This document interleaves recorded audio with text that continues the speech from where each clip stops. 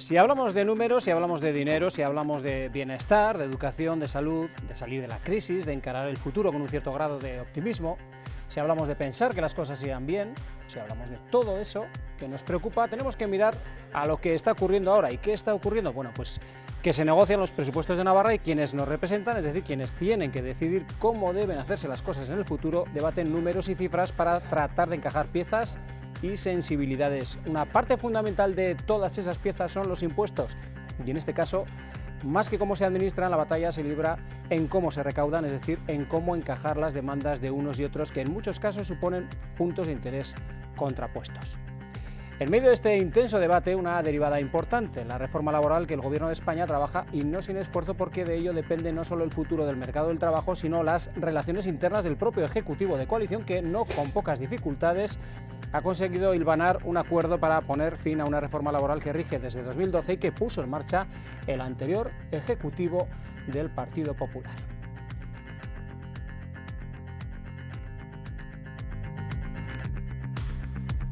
Ya ven que son muchos aspectos de gran calado económico y de futuro, sin duda, los que tenemos hoy en el dilema de esta noche. Comenzamos.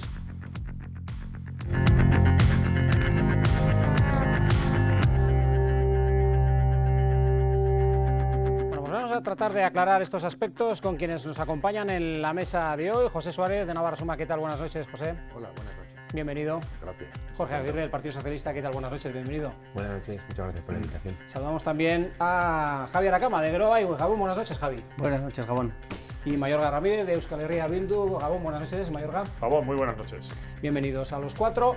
Vamos antes que nada a conocer cómo están las cuestiones presupuestarias en Navarra, que pasan también por cómo se van a articular las medidas fiscales que acompañarán a ese anteproyecto de presupuestos que se supone en apenas unos días entrará en el Parlamento. La reforma fiscal que quiere hacer el Gobierno no tiene ahora mismo los apoyos necesarios. Dos de sus socios de Euskal Herria Bildu le reclaman que suba los impuestos a las grandes empresas. En estos momentos estaríamos en un no rotundo. Si no hay una voluntad concreta de mejorar la situación en el impuesto de sociedades, va a ser difícil que alcancemos un acuerdo. Tanto Partido Socialista como Geroa Bai se salen con la suya a la hora de no subir los impuestos a las grandes empresas. No hacerlo sería persistir en una injusticia fiscal con las clases populares. Pero eso es algo que de momento el Gobierno no contempla, tampoco PSE ni Geroa Bai, que sí confían, sin embargo, en lograr un acuerdo. Hay unas diferencias con EH Bildu y esas diferencias habrá que limarlas, subir el impuesto a sociedades en un momento de recuperación y transformación, en un momento donde se está ayudando a las empresas, pues quizás no sea el momento oportuno. En el caso del impuesto de sociedades, tiene que mirar a la necesidad de recuperación de las empresas. A Navarra Suma tampoco le gusta la propuesta del Gobierno, pero de momento no aclara cuál será su postura. Total y absolutamente insuficientes. Creemos que no ayudan realmente a las familias navarras, a la clase media de esta comunidad. No ayuda tampoco a las empresas. El trámite se encuentra de momento en una fase inicial. El día 8 el anteproyecto de presupuestos llegará al Parlamento.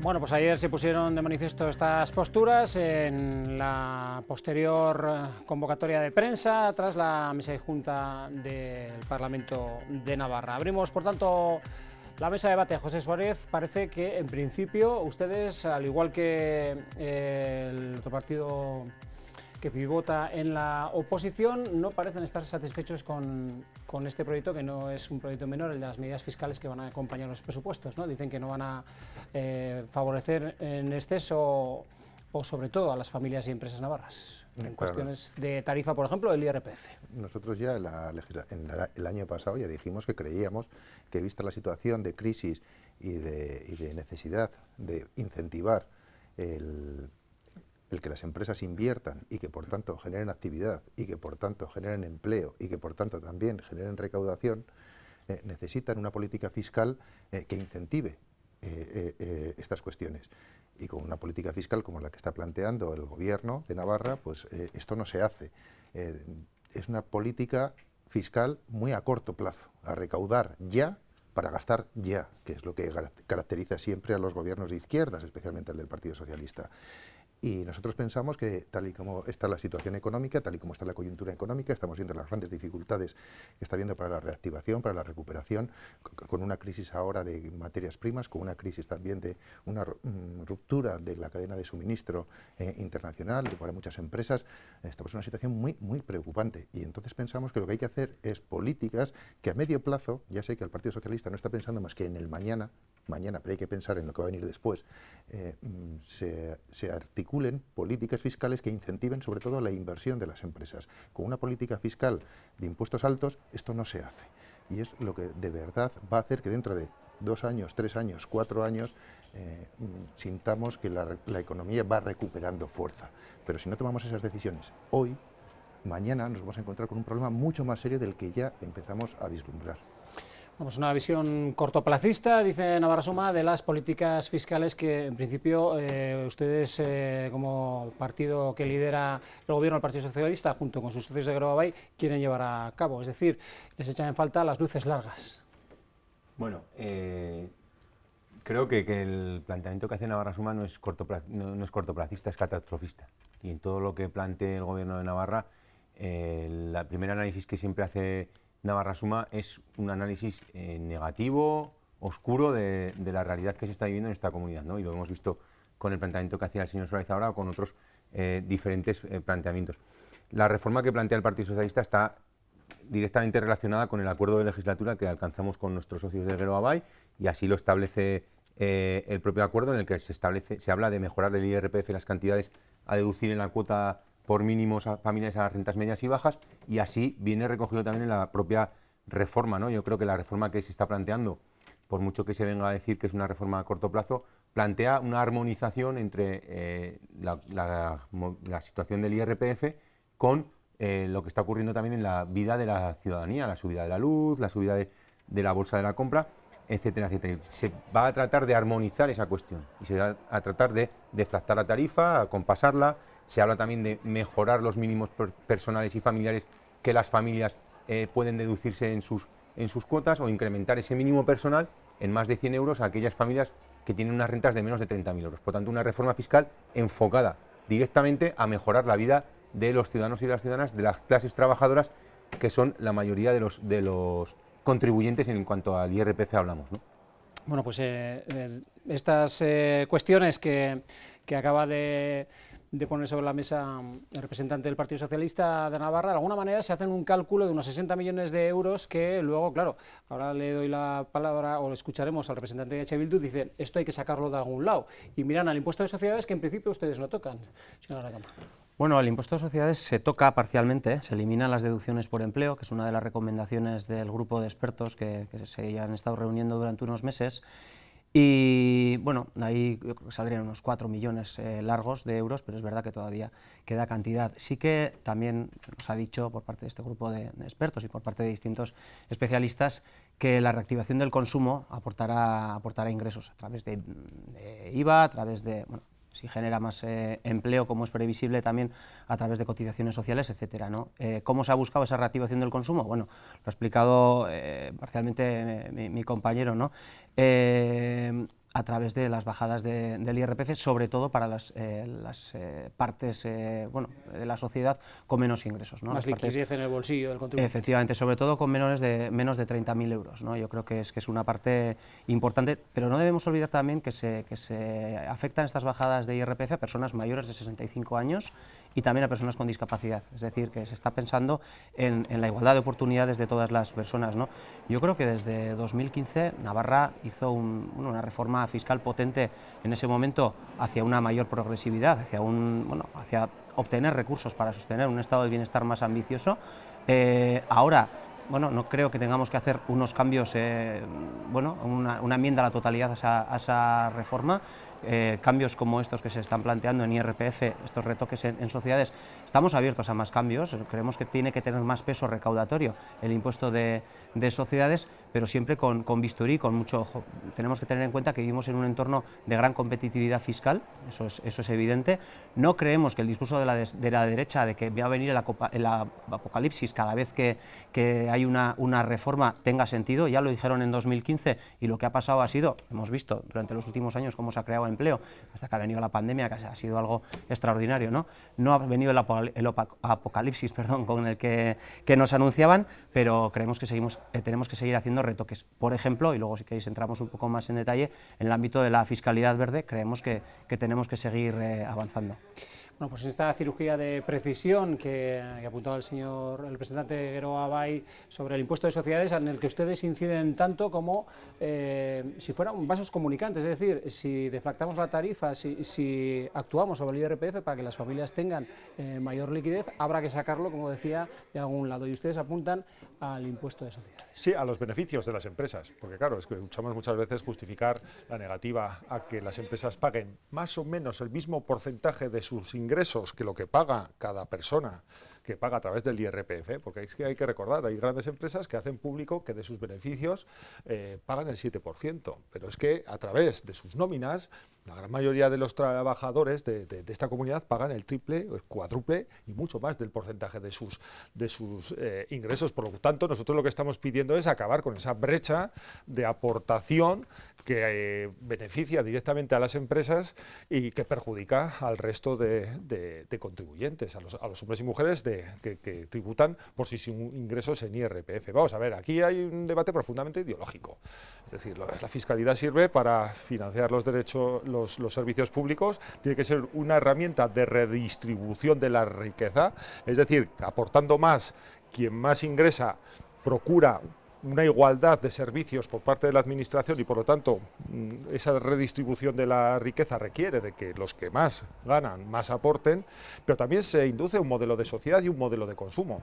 Nosotros desde Euskal Herria Bildu entendemos que para arrostrar y para afrontar los retos que tenemos en estos momentos también de sostenibilidad y climáticos, tenemos que recuperar aquellos mecanismos fiscales que nos corresponden. Por ejemplo, nosotros entendemos que en materia de IVA también a Navarra le correspondería tener capacidad de definir sus propios porcentajes al consumo. ¿Para qué? Para que determinados productos que ahora están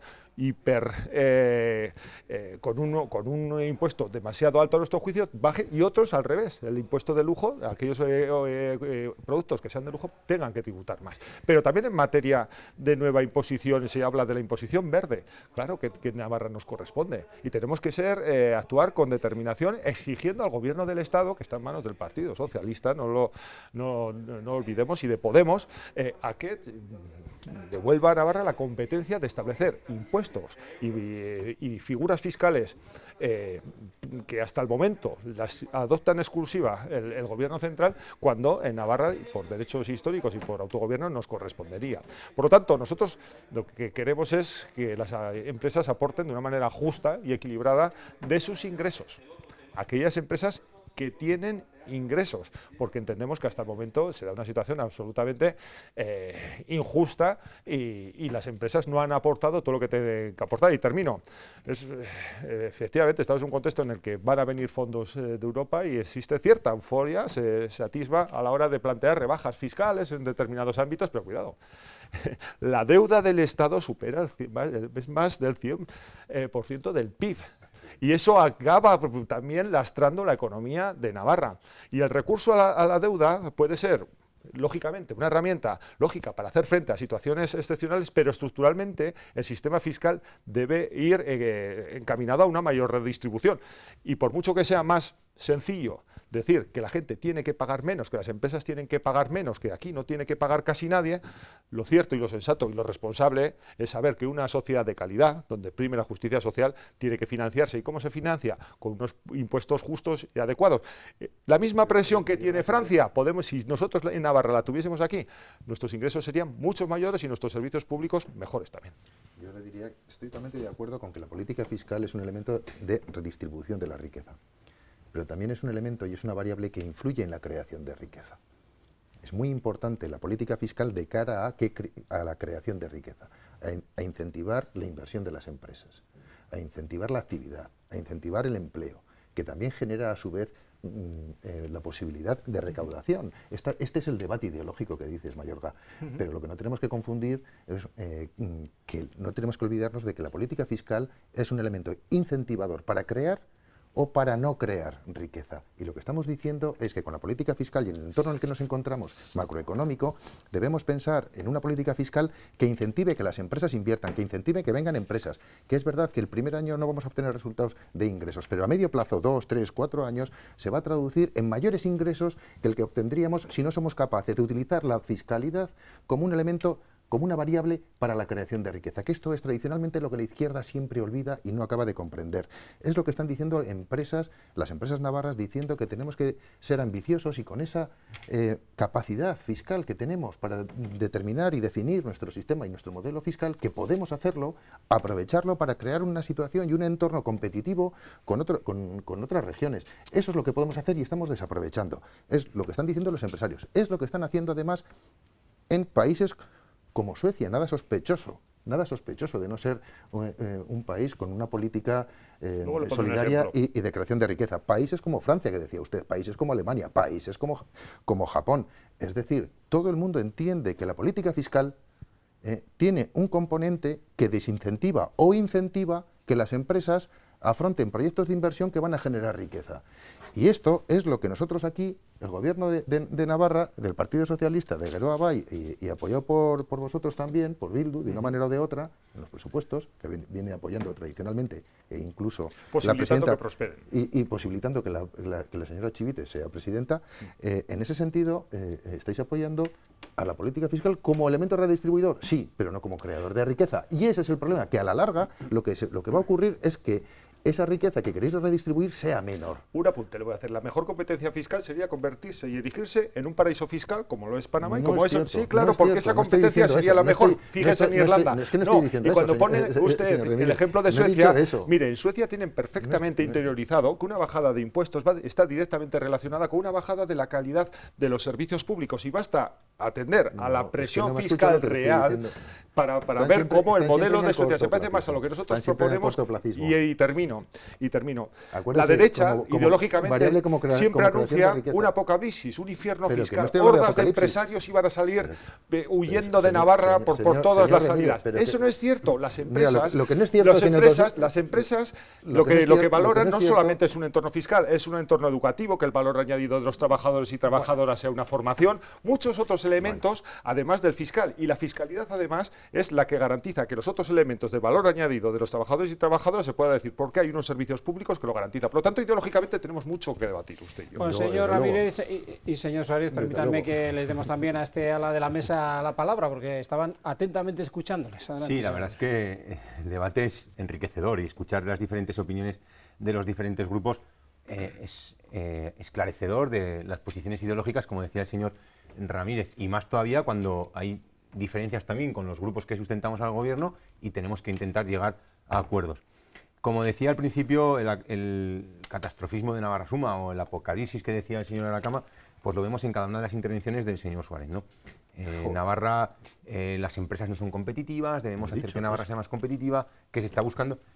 Todos los estudios que están saliendo últimamente ponen a Navarra en los mayores índices de competitividad, de atracción, de creación de empleo. Por lo tanto, todo eso que se anuncia, pues no, ni ha llegado ni va a llegar. Y por lo tanto, ahí tenemos que seguir esforzándonos en que Navarra siga manteniendo esos niveles. Yo creo que cuando hablamos del impuesto sobre sociedades, y decía también el señor Aracama, ese informe de los expertos y la eliminación de las deducciones por empleo, que se sustituyen por políticas activas de empleo, ahí sí que hay vasos comunicantes. Y hay que analizar si eliminamos determinadas deducciones, cómo afectan en el propio impuesto sobre sociedades, cómo tocando un elemento afecta al otro, y hay que ir buscando y analizando esas situaciones. El Partido Socialista no dice que no hay que tocar el impuesto sobre sociedades. El Partido Socialista lo que dice es vayamos a hacer un trabajo completo del modelo del impuesto sobre sociedades para ver cómo afectan esas modificaciones que se pueden ir aplicando y vayamos hacia una modificación de ese modelo conjunto del impuesto sobre sociedades.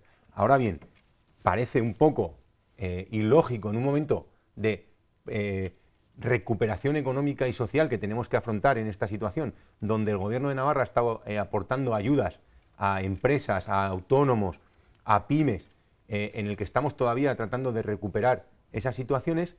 Parece un poco ilógico que a esas empresas que les estamos dando estas ayudas les exijamos, por otro lado, una mayor presión fiscal. Y por lo tanto, ahí hay que ir acompasando las diferentes situaciones.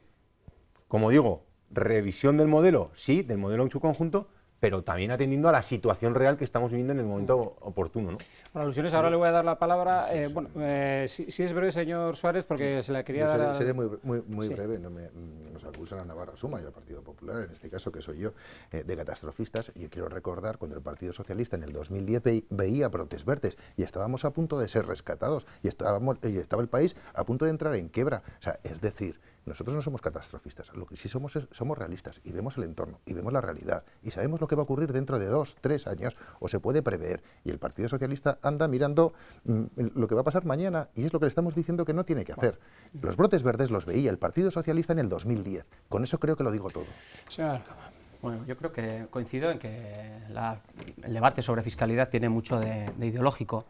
Desde luego en Geroa Bai compartimos al 100% que debe servir para una redistribución equitativa de la riqueza y también para generarla, ¿no? Yo creo que eso está claro y aquí lo difícil es encontrar el punto de equilibrio entre ambas, que tiene que ser variable porque las circunstancias internacionales, etcétera, cambian, ¿no?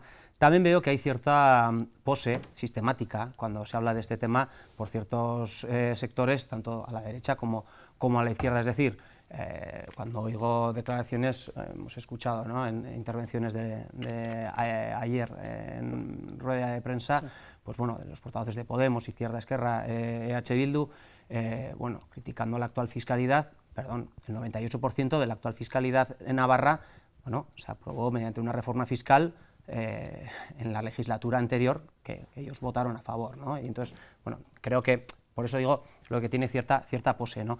Por parte de la derecha, pues ¿qué vamos a decir? Por parte de la derecha hay demagogia pura y dura. O sea, nos habla de Suecia, bueno, pues podemos traer los impuestos, el sistema tributario sueco a la realidad navarra, en general española, y veríamos a ver qué iba a decir el Partido Popular al respecto. Evidentemente iban a estar en contra, pero no ya de un IRPF del 40 y tantos %, o sea, o de unos impuestos a las empresas también mucho mayores que los que hay aquí, ¿no? Van a estar en contra de todo porque son, bueno, tienen una ideología neoliberal y bueno, respetable, pero desde luego muy lejos de lo que tenemos en Geroa Bai. Y hablaba antes de apocalipsis, y es verdad que cada vez que se toca, bueno, para mejorar la situación de la parte trabajadora, pues bueno, pues nos hablan de infierno fiscal, como nos hablaron en 2015, ¿qué pasó después de esa reforma? Bueno, que se mejoró la recaudación fiscal, que no se fueron las empresas, que mejoró el estado del bienestar, que mejoraron los servicios públicos de Navarra. Ahora lo están haciendo a nivel estatal, con la subida del salario mínimo, que llevan diciendo los últimos meses. Y va a generar, bueno, pues millones de desempleos, ¿no? Bueno, estamos viendo lo que está pasando, está mejorando el empleo. Bueno, cada vez que hay una mejora para la parte trabajadora de esta sociedad, la derecha viene con lo mismo. Y aquí sí que me gustaría ser muy crítico, ya no tanto a nivel ideológico, que podemos diferir o no, sino con las apariciones que cada vez que van a un medio de comunicación estatal, cada vez que van a Madrid los portavoces de la derecha, lo iban haciendo desde la anterior legislatura, hablan de infierno fiscal, venden a Navarra de una manera totalmente irresponsable, totalmente, habla de cortoplacismo, señor Suárez, pues usted me dirá, hablan de Navarra como un sitio donde no se puede invertir, vivir, etcétera, algo que no tiene nada que ver con la realidad y desde luego flaco favor nos están haciendo ustedes, no al gobierno de Navarra, no al gobierno de Navarra, señor Suárez, no al gobierno de Navarra, me deja hablar por favor, no al gobierno de Navarra, sino a la propia ciudadanía navarra, a las empresas navarras, a los trabajadores y trabajadoras, flaco favor le hacen vendiendo fuera de nuestras fronteras, pues bueno, un infierno que no existe. No, lo que yo le estoy preguntando es ¿por qué ustedes están defendiendo una política fiscal y una política económica y una política industrial en el País Vasco distinta a la de Navarra? Explíquenme por qué. Geroa Bai no está en el País Vasco, pero no, bueno, el PNV sí que está en el País Vasco y de hecho gobierna y el Partido Socialista está también colaborando con ellos. Pero es decir, si quiere hablamos de la política fiscal del País Vasco, pero estábamos hablando del gobierno de Navarra, creo. ¿Por qué hay esas diferencias? Es que no lo acabo de entender. ¿Cuáles son las diferencias? Las diferencias en cuanto a cómo enfocan la fiscalidad. ¿Cuáles son esas diferencias? Hay bastantes diferencias, hay muchas diferencias. Vamos a entrar en detalle. Sabe usted perfectamente que hay muchas y que hay una diferencia entre la fiscalidad que hay en territorios forales del País Vasco y el territorio de la Comunidad Foral de Navarra. Sabe usted que las hay, pero no vamos a entrar en ese debate. Yo le voy a decir una cosa. ¿Vamos a entrar? Nosotros no hacemos ningún... ¿Está invitándome a entrar? Nosotros, no, lo que estoy preguntando, ¿por qué plantean ustedes una cosa en un sitio y plantean aquí otra? Es lo único que le he preguntado, porque hay diferencias. Podríamos hablar del tejido productivo vasco con el tejido productivo en Navarra, carro, podríamos hablar de las cooperativas, podríamos hablar de la fuerza, no ya del sector estamos industrial. hablando de política fiscal, estamos hablando de política Es que esto fiscal. tiene que ver, podríamos hablar de los sueldos y de lo que generan los sueldos en Euskadi a través de cotizaciones sociales y de lo que generan en Navarra. Que por no desviar demasiado el debate hacia otro debate que se podría tratar, pero no es el caso, vamos a centrarlo en lo que estábamos tratando. Y no me gustaría cerrar esta primera parte del mismo sin preguntar a la mesa ya desde un punto de vista quizás más político, más ideológico, que es un poco también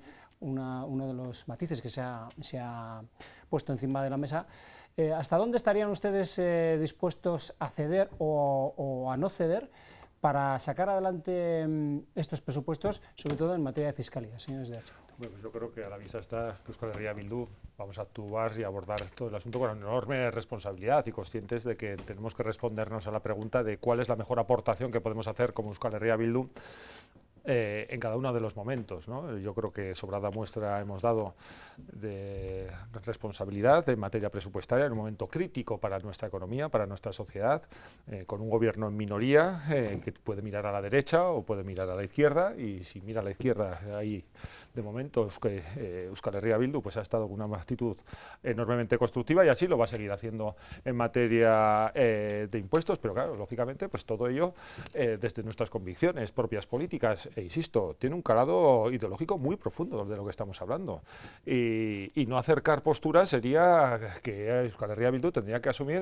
muchísimas contradicciones. Además no es algo que simplemente se tenga este debate ideológico por parte de aquellas opciones pues más comprometidas con la izquierda y sin, vamos, nosotros, el portavoz de Podemos decía que era el Partido Socialista y Geroa Bai desde su posición ideológica los que se negaban a moverse dentro del gobierno, ¿no? Nosotros entendemos que a nivel internacional está habiendo un movimiento de cuestionamiento de la aportación que tienen las empresas. La propia Unión Europea está abordando y se está planteando a nivel mundial la obligatoriedad de que al menos paguen fiscalmente el 15% de sus beneficios. Este debate es real, no solamente está en Navarra, está en el conjunto de la Unión Europea. ¿Por qué? Porque a la vista está que hay una asimetría tremenda, una brecha, una injusta asimetría entre el porcentaje de sus ingresos que pagan los ciudadanos y las ciudadanas. Sí, o me lo va a negar.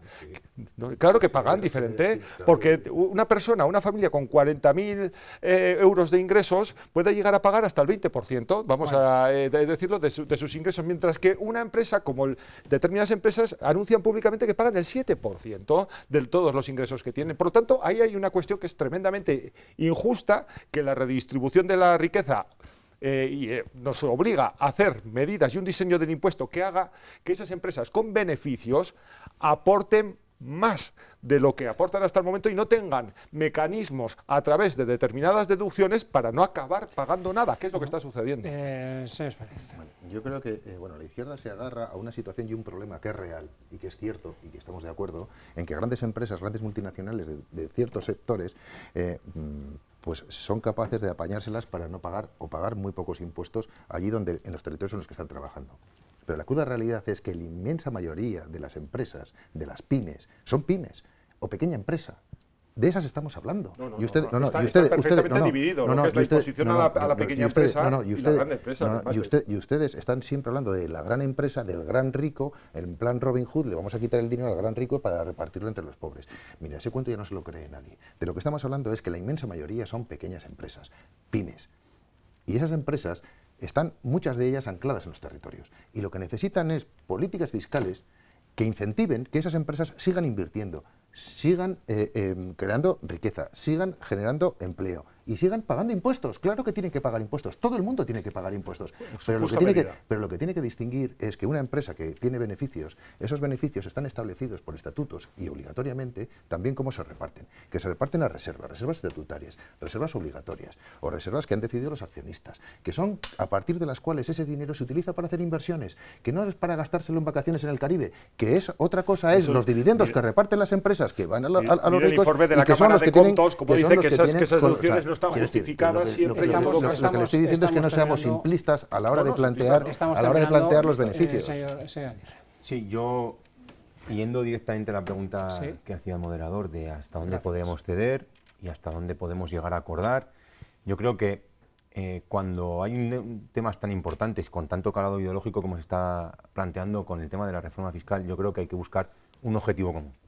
Y cuando uno se sienta a negociar en una mesa, evidentemente sabe y es consciente, si quiere llegar a buen puerto, tiene que ser consciente de que va a tener que dejar algo en la gatera. Y lo tendrá que dejar todos los mismos que estén en esa negociación.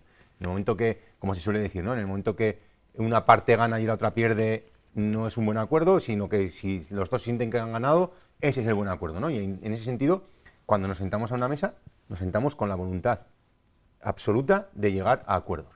Hay gente que da portazos y se levanta a los 5 minutos de la mesa, y hay gente que se mantiene fijo para llegar a esos acuerdos.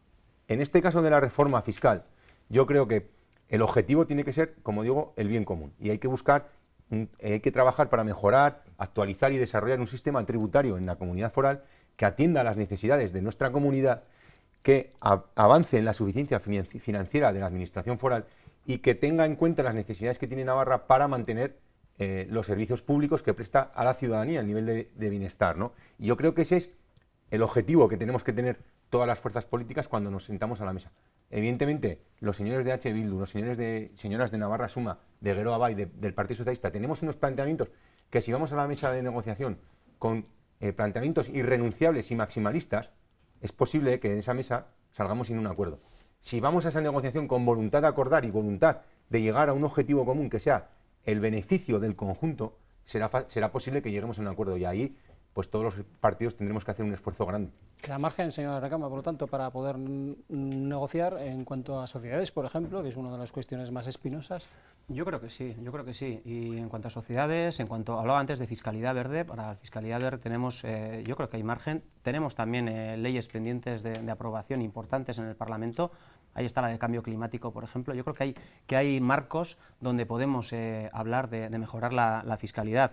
Yendo a la parte de las cesiones, ¿no?, que nos planteabas, yo creo que lo más conservador que hay, desde luego, es el inmovilismo, esa querencia de ciertos sectores a disfrazar de coherencia el no mover un centímetro. Pues bueno, tradicionalmente yo creo que nos ha traído pues simplemente inmovilismo, conservadurismo, y ha sido perjudicial para nuestra sociedad. Estoy con el señor Aguirre cuando hablaba de objetivo común, creo que ha citado, ¿no? Creo que el objetivo común, en ese sentido, creo que tiene que ir por ese equilibrio entre generación de riqueza, entre redistribución de riqueza, entre escucha mutua, entre seguir avanzando. Yo creo que vamos avanzando satisfactoriamente en los últimos años, y desde luego, bueno, creo que todo el mundo estaremos de acuerdo en que queremos, bueno, mejorar la calidad de vida de la población navarra, mejorar el estado de bienestar, los servicios públicos que de él se derivan, la cohesión social, territorial, que bajen las desigualdades. Y para ello, desde luego, tenemos que tener ingresos suficientes. Pues junto a todo esto hay otra cuestión, como decíamos al principio del programa, que no es menor, que es la reforma laboral, que está en ciernes, o mejor dicho, la derogación de la reforma laboral que teníamos desde hace casi una década, cuando fue aprobada por el Partido Popular allá por el año 2012. De todo ello hablamos a la vuelta de la publicidad. Hasta ahora mismo.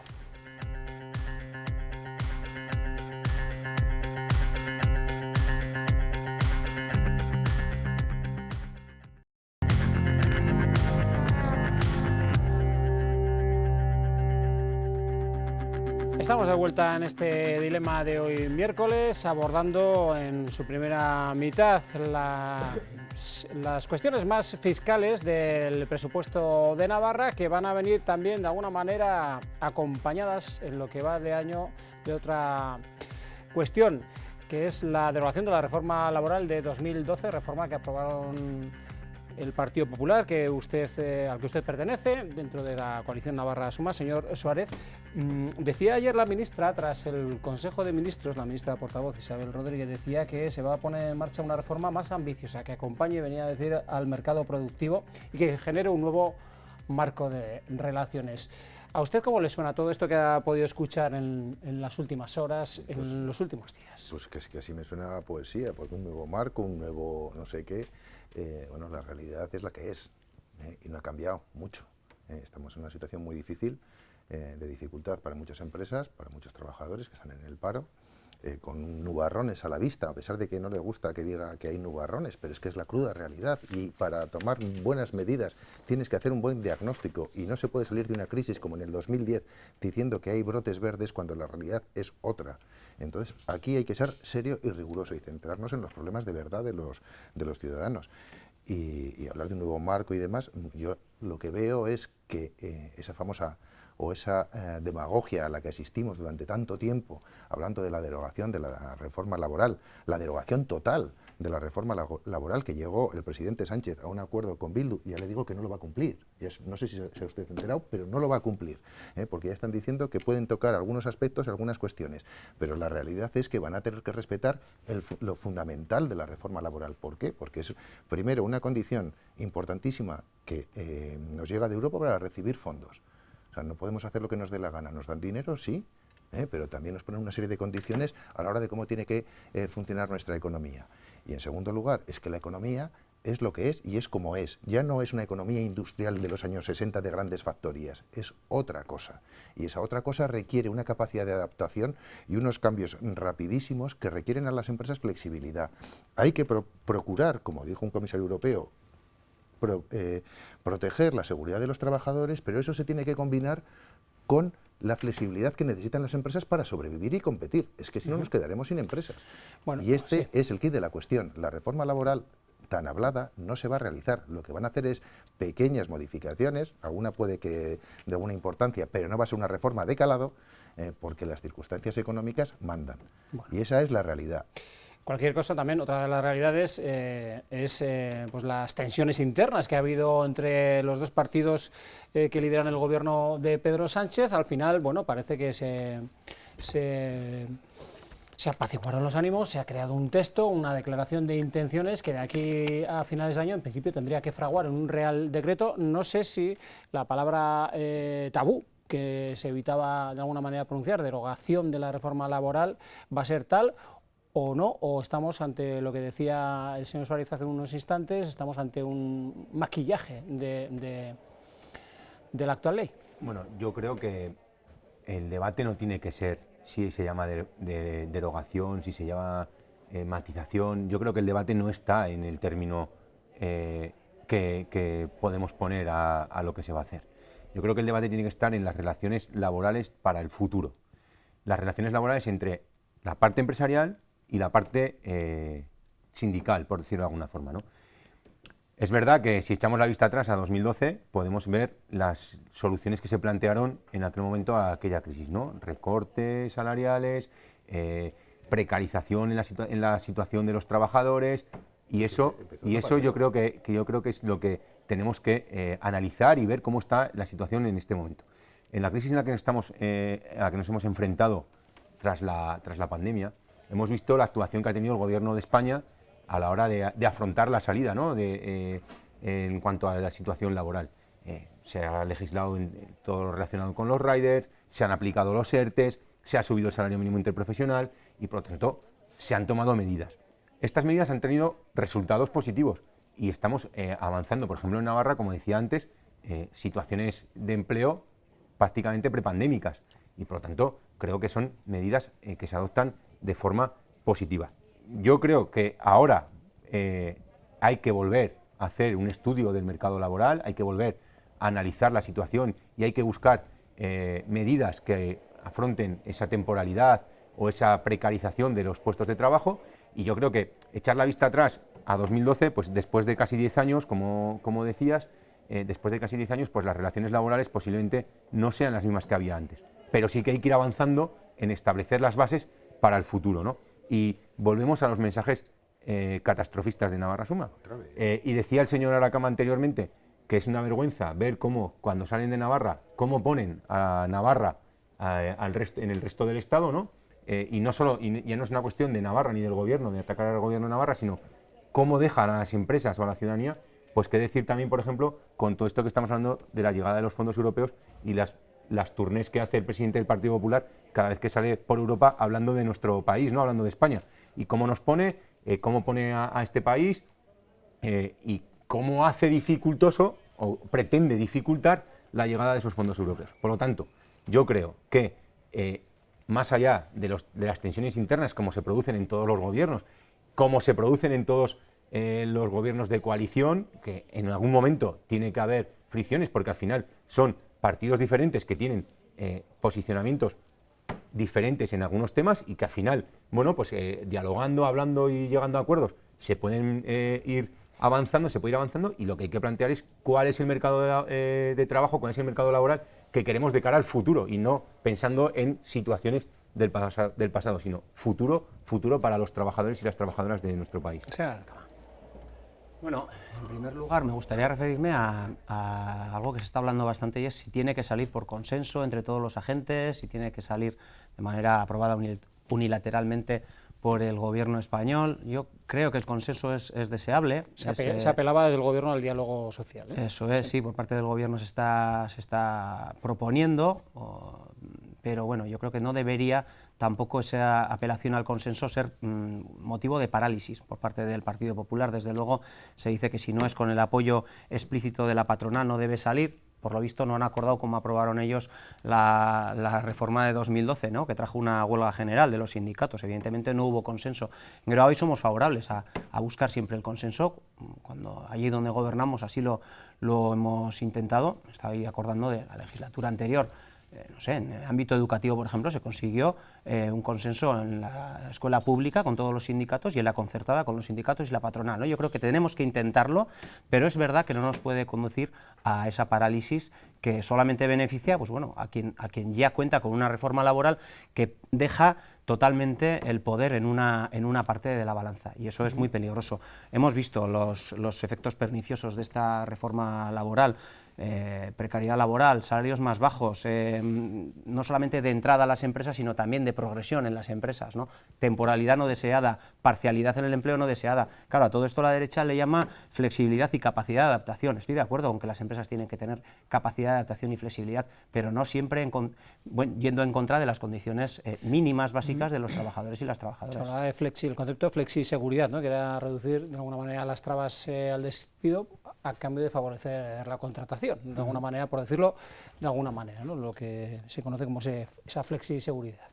Sí, estamos hablando de flexiseguridad, pero que siempre se entiende, y además la derecha lo expresa así, y no solamente la derecha, porque hay que recordar que la reforma del Partido Popular le precedió otra del Partido Socialista, que también laminó en gran medida muchos derechos de las personas trabajadoras. Y es que de eso es de lo que estamos hablando, de los derechos de las personas trabajadoras. Y efectivamente vemos determinados discursos como todo lo que es aumentar los derechos de las personas trabajadoras va a repercutir negativamente en la economía. Podemos ver el aumento del salario mínimo interprofesional, lo que dijo la derecha, lo que dijo la patronal, que iba a suceder, y hemos visto que todo eso se ha quedado en agua de borrajas.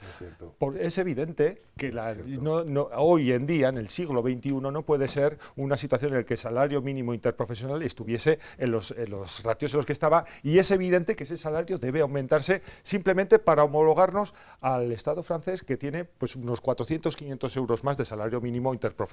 Y porque esos son derechos de los trabajadores y trabajadoras. Y es insostenible y es falso, lo tenemos que decir con rotundidad, que el aumento de los derechos de las personas trabajadoras repercute negativamente en la economía. Y queremos decir también que es falso que el bajar la presión fiscal a las empresas repercute positivamente en la economía, porque eso tampoco está demostrado ni es así. Pero desde Euskal Herria Bildu lo tenemos muy claro, nuestro modelo es un marco propio de relaciones laborales. Nosotros entendemos que en Navarra nos corresponde el derecho a establecer cuáles son los marcos de regulación de las empresas con las personas trabajadoras y establecer nuestros criterios propios. Ahora bien, como de momento no podemos ejercer nuestro autogobierno en ese ámbito, nosotros hemos obrado pues, intentando actuar en el Congreso de los Diputados, donde tenemos representación, y ahí está Bel Pozueta, de la manera pues, más eficaz posible, suscribiendo un acuerdo con el Partido Socialista, por el cual el Partido Socialista se comprometía a la derogación de la reforma laboral, y por lo tanto nosotros lógicamente cuando suscribimos acuerdos cumplimos la parte que nos toca y exigimos que se cumpla la que les toca a los demás.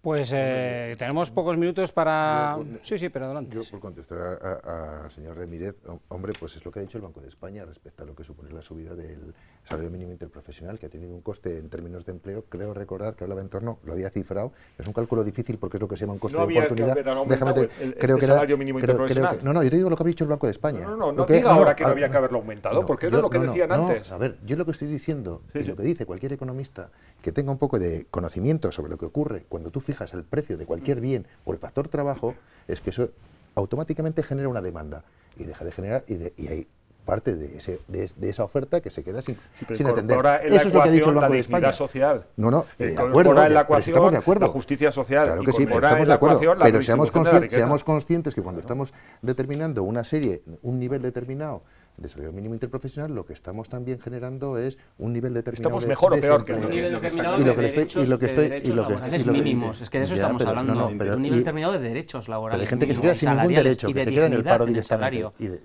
y se queda directamente en el paro. 675 euros, 650 euros era digno. Despidos, ERES y no ERTES, las medidas que ha tomado el Gobierno de subida del salario mínimo interprofesional, como decía el señor Ramírez, se han demostrado que no afectan a la situación de las empresas, a la creación de empleo. Estamos volviendo a situaciones que el coste de oportunidad lo vamos a ver a lo largo de un periodo de tiempo que necesitamos para ver cuál ha sido el coste de oportunidad de la medida que se ha tomado. Es decir, el coste de oportunidad, me estoy refiriendo, es cuánto empleo se ha dejado de crear al establecer una serie de condiciones laborales. Usted en el siglo XIX, cuando se peleó por la jornada laboral de 40 horas, usted hubiese estado en la parte de aquellos que decían que venía el apocalipsis porque los trabajadores tenían que trabajar 40 horas. Señora Aguirre, ¿usted está de acuerdo con lo que decía Marx, que la economía es una pseudociencia burguesa? Porque usted se está comportando de esa manera. Usted utiliza los números y a los economistas como a usted le interesa y cuando a usted le interesa. No, es que Marx no lo respetaba y usted sigue bebiendo de esa ideología. Usted habla de los economistas y usted sabe perfectamente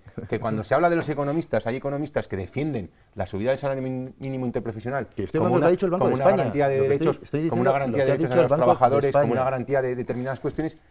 Y usted sabe perfectamente que hay otros economistas ¿Lo ha dicho el Banco de España o no lo ha dicho el Banco de España? Hay economistas que han hecho la encuesta de estructura salarial, por ejemplo, es una encuesta seria que lleva ya unas cuantas décadas en funcionamiento, que ha demostrado que los menores de 35 años han experimentado una pérdida real de poder adquisitivo desde 2012. Hablan de una pérdida de más del 10% en el caso de los menores de 25 años. Estos son economistas serios también, no solamente los que están más en las tesis neoliberales son los únicos economistas serios. Lo están diciendo, la brecha salarial entre los trabajadores más jóvenes y los más veteranos en los últimos 8 años, desde el 2012, se ha duplicado. Eso también lo dice la encuesta de estructura salarial. Está poniendo datos del Banco de España. Y esto yo no puedo entender. Ustedes están en contra de lo que ha dicho el Banco de España. Díganme si sí o si no, porque entonces que es una autoridad independiente, se lo recuerdo. Haga el favor de dejarme hablar más de 30 segundos seguidos, por favor. Sí, pero 30 segundos porque y esto se está dando en comunidades de todo tipo de tejido productivo. Se está dando en Euskadi y en Navarra, que tienen una industria muy potente, y se está dando en comunidades puramente turísticas como Baleares y Canarias. ¿Qué les une? Pues una reforma laboral como la que aprobaron ustedes. Dicho lo cual, no vamos a sacudir aquí solamente al Partido Popular, porque llevamos ya desde 2018 con un gobierno de izquierdas en el Estado y aquí lo único que tenemos es que negociación presupuestaria tras negociación presupuestaria o congreso tras congreso se anuncia la derogación de la reforma laboral. Háganlo ya. Señores del Partido Socialista, les pedimos menos anuncios y más hechos, y a Podemos, que no está también, le pedimos pues menos ruido también, menos jaleo y también más trabajo interno para llegar a acuerdos. Terminando, nos queda terminar ya. Sí, pero les voy a dar un turno de intervención, un turno más a cada uno. Señor Ramírez, adelante. Pero breve, por favor, porque es que estamos terminando. No, efectivamente, la reforma del Partido Popular, y muy brevemente, supuso avanzar con absoluta determinación hacia el despido libre. Es decir, una situación de cuasi esclavitud y eliminación y laminación de derechos de las personas trabajadoras. Y eso es necesario revertirlo por justicia, por dignidad, por modelo social, por igualdad y también por economía. Señora Lacama, una última reflexión. La última reflexión que hacía en el ámbito fiscal tenía que ver con el equilibrio entre creación de riqueza y redistribución, y la última reflexión que hago en el ámbito laboral también tiene que ver con equilibrio. Evidentemente, Aquí bueno, se nos acusa de todo, de comunistas, de bolivarianos, etcétera, ¿no? Por parte de la derecha, pero es cierto que tiene que haber un equilibrio que actualmente no hay. El marco que puso la reforma laboral de 2012 es un marco que da un poder inusitado, en términos europeos al menos, a la parte empresarial. Y esto genera bueno, que la negociación a través de convenios de empresas, por ejemplo, en empresas pequeñas, bueno, pues es que el poder es totalmente desproporcionado y la parte trabajadora pues tiene que tragar con lo que se le impone desde la parte empresarial. Tenemos que reequilibrar eso, bueno, no para darle la vuelta completamente, pero sí para que haya unas relaciones justas y una repartición de beneficios, de salarios, etcétera, justas. Sí, como estamos viendo, cada vez que hay una proposición, una propuesta de avance social, ya sea en términos educativos, ya sea en términos meramente sociales o en términos sanitarios, o en este caso de las relaciones laborales, vemos como el Partido Popular, como Navarra Suma, siempre está en la parte negativa, en la parte del apocalipsis y en la parte del mantener el status quo, ¿no? El Partido Socialista está comprometido en el avance y en el desarrollo de unas nuevas relaciones laborales que tienen que estar, si puede ser, acordadas con la patronal y con los sindicatos, que son las partes que se van a ver afectadas en esta reforma laboral, y sobre todo en estas relaciones laborales, quiero decir, y sobre todo, como decía al principio, mirando siempre en el futuro, en el mercado laboral que nos viene por delante y no echando la vista atrás. Señor Suárez, terminamos. Voy a intentar ser muy breve. Sí. Lo primero es decir que la reforma laboral del 2012 del Partido Popular generó 2 millones de puestos de trabajo. Segundo, todos los organismos internacionales, desde la OCDE, la Unión Europea y organismos internacionales, como el Fondo Monetario Internacional también, están recomendando tener un mercado laboral en España que tiene un problema estructural de rigidez, de flexibilizarlo y compatibilizarlo también con la seguridad de los trabajadores. Pero también tenemos que tener en cuenta que además nos están pidiendo desde Europa un consenso de los agentes sociales, que es importantísimo de cara también a recibir fondos europeos y financiación para la deuda pública, que también está siendo pagada por el banco, está siendo comprada por el Banco Europeo.